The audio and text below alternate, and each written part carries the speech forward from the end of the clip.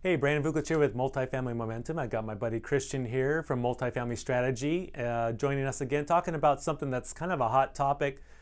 I'm encountering almost every day of the week with clients who are saying, Christian, I see this thing priced at this duplex priced at 750.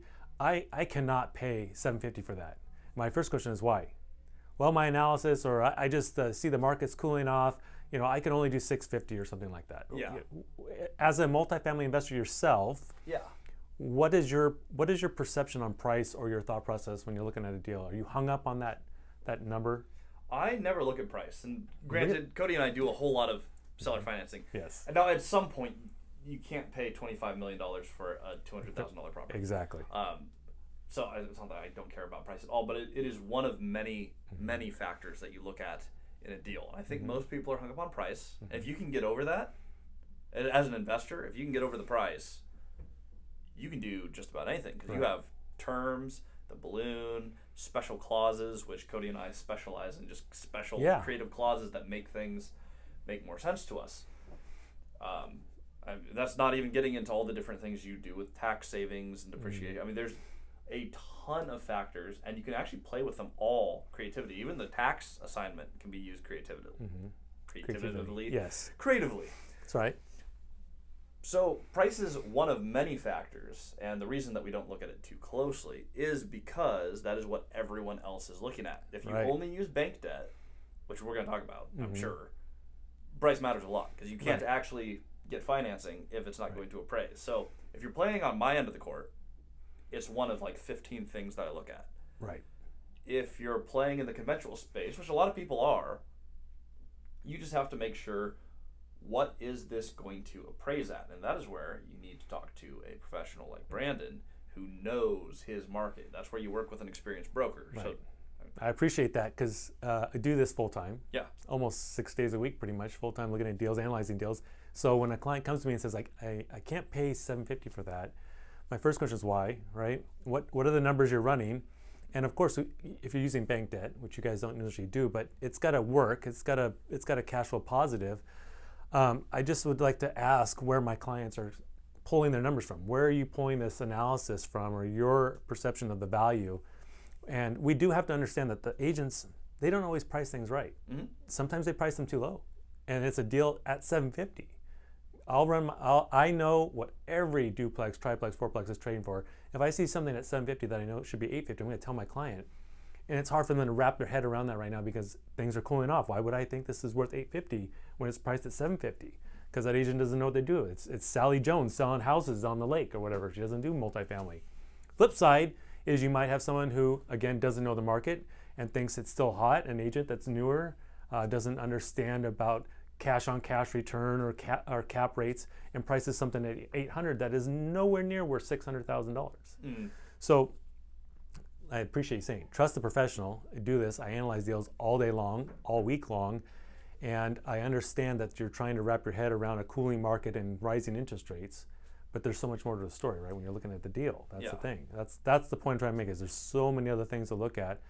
And what is the vision? What's the long-term plan for that property, right? We're not buying it for 1 month or a year, right? We're most likely, on average, going to hold that for 5 to 7 years before we trade up, 1031, do something else. That's probably about right. So that's my 2 cents on that. I don't want people to get hung up on price. Trust a professional that's looking at this stuff all day long, every day, right? Talking to other investors like Christian that know how to analyze deals and don't get hung up on price all the time. It's all relative, and things will shift accordingly. So. Yeah, well, another thing I wanted to mention on this is everyone's caught up on something in every market. Previously, over the last 10 years, everyone's been, oh my gosh, with interest rates this low, prices are going insane. This can't last forever. While markets do go in cycles, they follow a logical progression. And when all the indicators say the market's going up, people just freak out and, oh my gosh, the last 5 years it's gone up. It can't go up forever. I'm like, well, that's not a relevant metric. So now, everyone who's like, oh, prices are going to go up forever, which is also untrue, we're starting to see prices soften, especially in areas like downtown Seattle. Yeah, hot markets. Yep, the hot market, especially the West Coast, is just getting hammered on home prices. Multifamily is kind of flatlined its growth. It's not really, I'm not seeing a huge decline there personally. No, it's still a seller's market, technically. Yeah. The lack of supply. However, because no one could build anything through COVID. We just shut off our entire supply line, which was a great idea. You can't control all the politics. You can't control all the variables. But like, prices are going up. Inventory didn't match, so we're still kind of insulated because where else are they going to move? It's housing. We didn't build any, so Right. I don't see the huge housing crash that everyone's talking about. No, not that's clickbait. Exactly. Yeah. Crap online. Sorry, I don't know if I could say that on your No, channel, of course, absolutely. That's garbage. Really, supply and demand. Yes. People get worried. So now we're seeing interest rates go up. Well, that affects price because people who can afford, you were just telling me this morning, people who could afford $800,000 previously or were getting approved. At 3.5%? Well, yeah, what are they at now that interest rates are like $540,000 is the same payment, $3,600 a month. $800,000 at 3.5 is the same as 7% interest on $540,000. So they've lost $260,000 worth of purchasing power by the rates, and 99% of the country is locked in at under 5% on their mortgages right now. So they're like, what are my options? Right. So what's happening now? So the people who waited forever for the market to soften, right? Okay, cool. Prices in Seattle are coming down a little bit for houses. However, your buying power just got chopped off at the knees. Yeah. Waiting to time the market. This is why we're always buying. There's opportunity in every market, and there's deals to be had in every market. I agree. People have different motivations for selling. People have different goals. You need to figure out what makes the deal a deal, and you start there.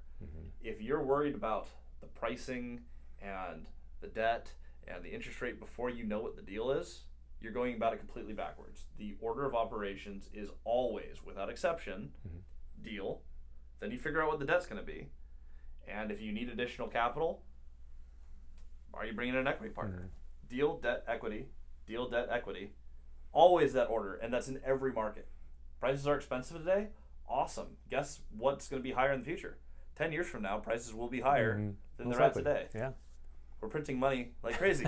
That's not about to change, and that's never in the history of the world changed. Right. The price of stuff goes up over time. Real estate has always done that. The best thing you can do is buy what you can buy, even if it's bank debt, which, again, not my favorite. But if you go to a bank and you buy a property conventional, say you get to use some of the cool rules. You have a lot of clients that use FHA, right? FHA or VA, yeah. Yeah. So you can buy property as 3.5% to 0% down, very little money out of pocket. And if you can make those cash flow today and hold them for the long term, the thing I do love about bank debt, 30-year fixed rate debt. It's just insane. Right. You hold those for the 30 years, you pay off all that debt. That's just cash flow, and it will go up in a 30-year period. Right. So I don't know. My biggest thing is just don't time it. Exactly. Price does not matter. What can you buy, and what cash flows? Time in is better than timing it, right? Time in the market. That's what we always say.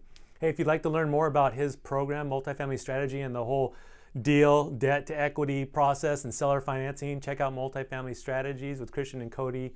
They have a great course that they put out that's too cheap, in my opinion. I think you should be bumping it for the value. I think you keep can hearing that. Well, thank you. That's a shameless plug. It is too cheap, and I'm fine with that. I want you there, and I want you to be able to afford it. I think it should be twice as much it is, but that's what I think. That's okay. My service provider says it should be 4 times the amount. Either way, I'm not Grant Cardone. I don't want to charge you $25,000 up front. Just come in.